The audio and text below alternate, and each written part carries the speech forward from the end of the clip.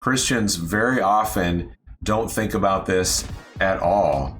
They think about their spiritual life and that they will think about going to church, but they don't think about what does it just mean to be human and to live. It means you go after the work that brings life to you, that you feel called to, that you know you were called to it because you desire to do it.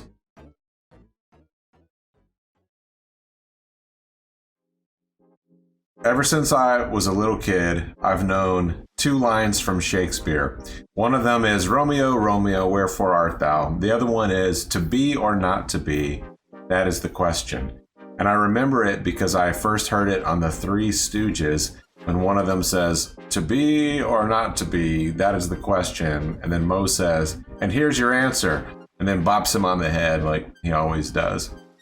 But that is actually the best question you could ever ask. To be or not to be? That is the question. And the answer is actually up to you. At every minute of every day, the answer is up to you. Now, most of the time, the answer to the question is not going to be about if you're going to live in the next couple of minutes. It's going to be about, are you going to continue to be? Are you going to continue to exist? If so, what are you going to do so that you can continue to exist? The reason why this is the very best question is because it springs forth out of who we are as image bearers of God. He created every living thing to live. I've spoken about this many times, and I will speak about this many more, because everything depends on this question. When you wake up in the morning, you need to get into focus, and the question that you need to focus on is to be or not to be. In other words, does my life matter? Does my existence matter or not? Do I get to keep going today or not? Am I going to consider what does it mean to be a living, breathing, worshiping human created by God and then actually put here on this earth to do things?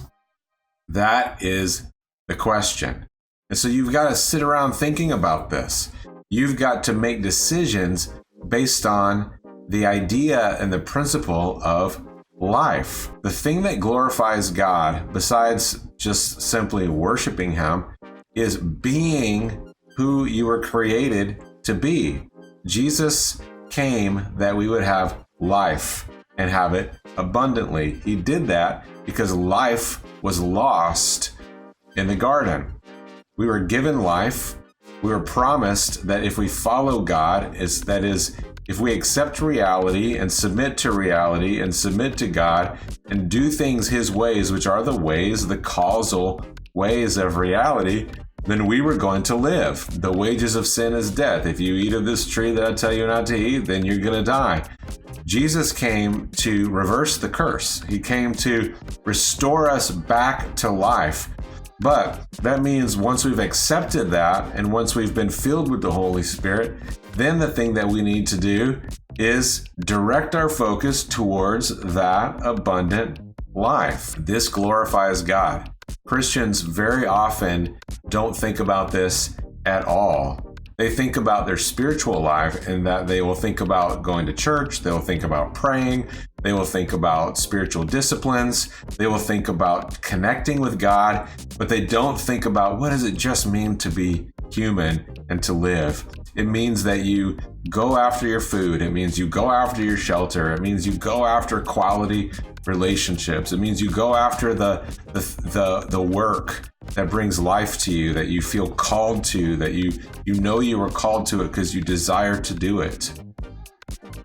That's what it means to live on earth as a human. But you've got to focus on it. You've got to look at everything that you're doing and say, does this bring life? Is this the thing that I should do if life is the purpose of my life? If abundant life is the purpose of my life? And Christians get confused all the time. We get messed up all the time because we've somehow been lied to. We've been duped into thinking that anything about the earth is just worldly, and that's the thing to shun, that's the thing to give up. You should try to be a failure, you should try to be unsuccessful, and you may be thinking, no way, I don't do that. But the fact is, you probably have contradictions, because you've also been taught that to succeed, you must have an idol. That is just not true. So I want to liberate you of that false idea. God made you to live, which means he made you to build. He made you to create. He made you to bring order. He put you here as a delegated authority on the earth to do that. So get about doing that right now.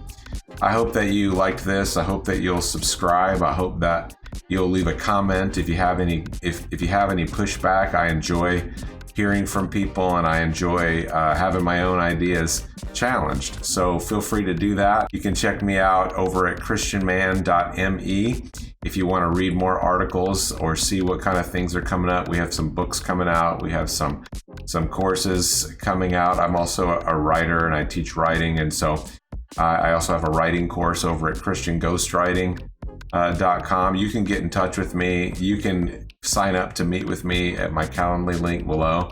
I'd love to talk to you. Otherwise, I want you to have a fantastic day pursuing life, because to be or not to be really is the question. And I think the answer is to be.